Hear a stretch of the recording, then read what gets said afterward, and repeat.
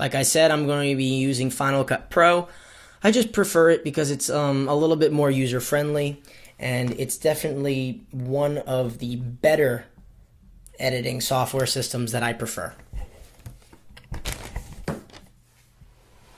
I also have a piece of paper and a pen right next to me because it's important to keep cues when you're doing editing work, just so you know for later in the editing process what you might have to fix or edit.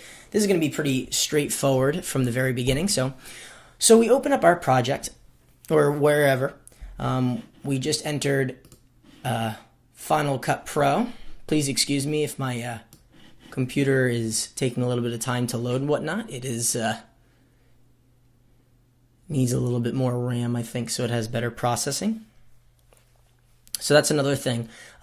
You want to make sure that you're using a computer that is also compatible with video editing, because if your computer doesn't have enough storage or fast enough RAM, your computer can do this spinning wheel of doom that's doing right now to my computer, and it slows up the process quite a bit. But thankfully my computer's got, a little bit of a good engine. It's no Ferrari, maybe like a Toyota Corolla, but still, it'll get the job done.